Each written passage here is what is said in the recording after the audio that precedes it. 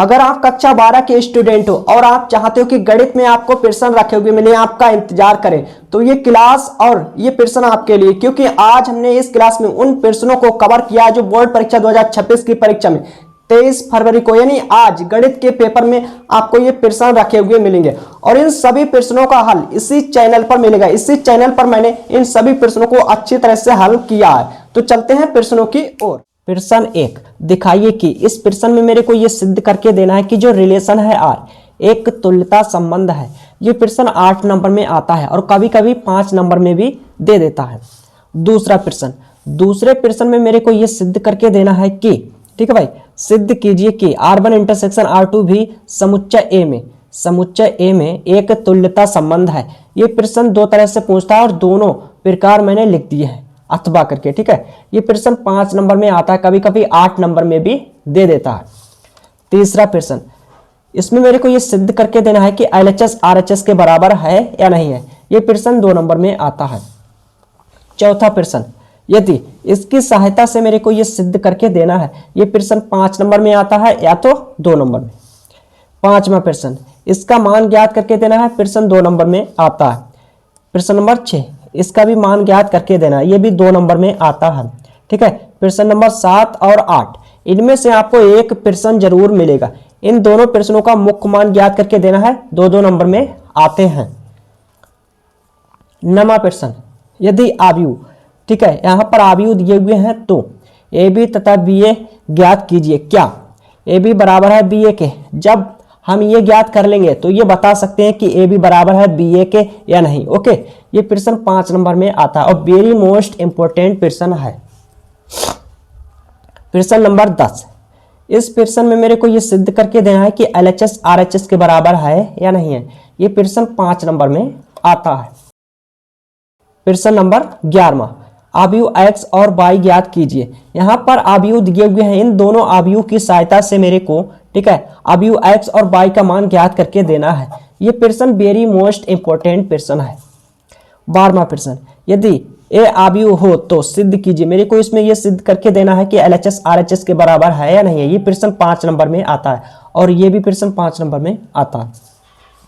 13वां प्रश्न, ओके, दिखाइए यानी सिद्ध कीजिए LHS RHS के बराबर है या नहीं है तथा A इनवर्स भी ज्ञात कीजिए। ये प्रश्न 5 नंबर में आता है और वेरी मोस्ट इंपोर्टेंट प्रश्न है।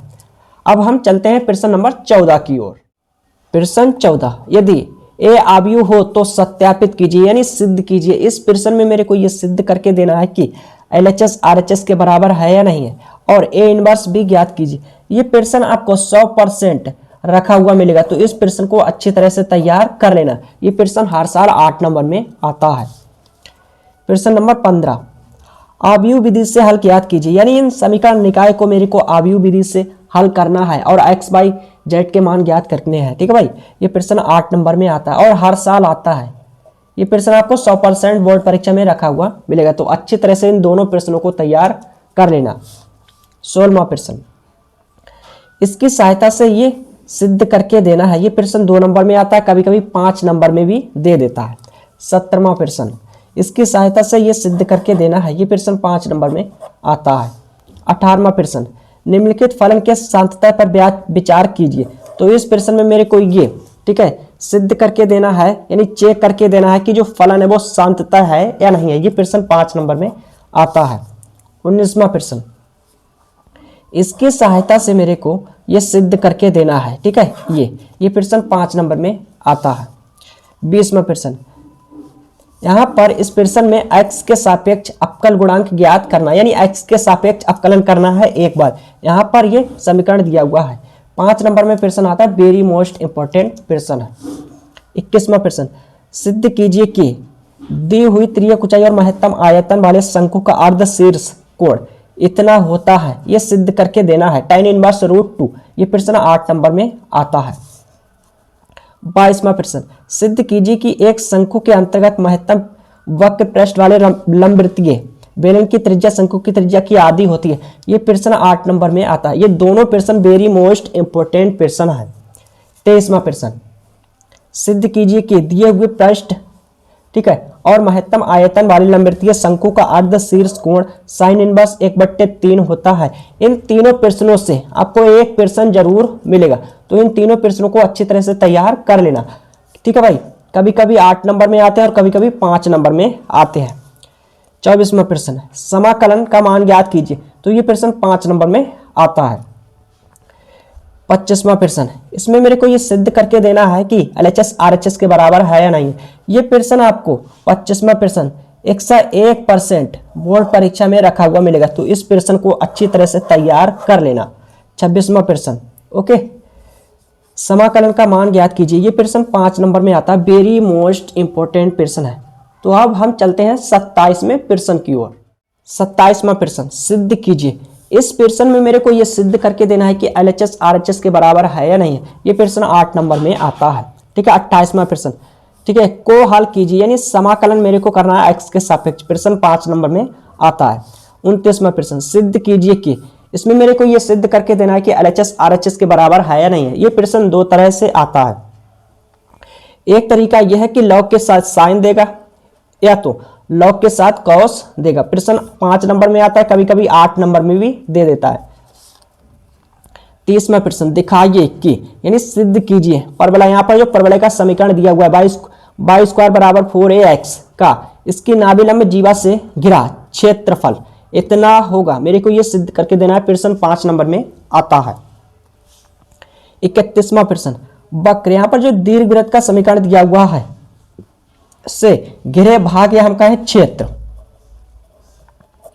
का क्षेत्रफल ज्ञात कीजिए। यह प्रश्न वेरी मोस्ट इंपोर्टेंट प्रश्न है। यह प्रश्न 5 नंबर में आएगा या तो 8 नंबर में। 32वां प्रश्न, इन चारों प्रश्नों से एक प्रश्न आपको 100% रखा हुआ मिलेगा, इन चारों प्रश्नों से। ठीक है, और 8 नंबर में आएगा।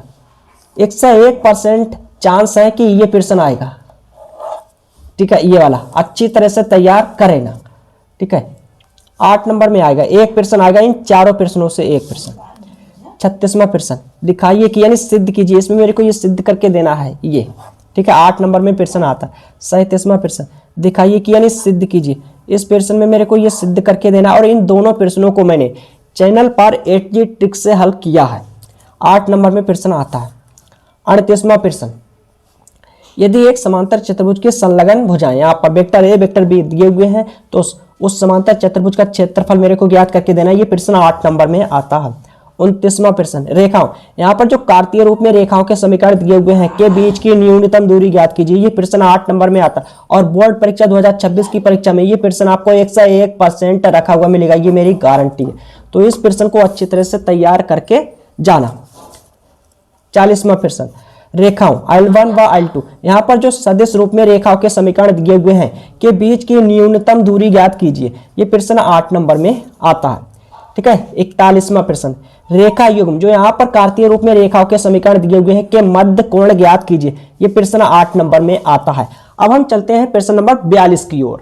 42वां प्रश्न, निम्न अवरोधों के अंतर्गत इस प्रश्न में मेरे को Z का अधिकतम मान ज्ञात करके देना है। ये प्रश्न 8 नंबर में आता है।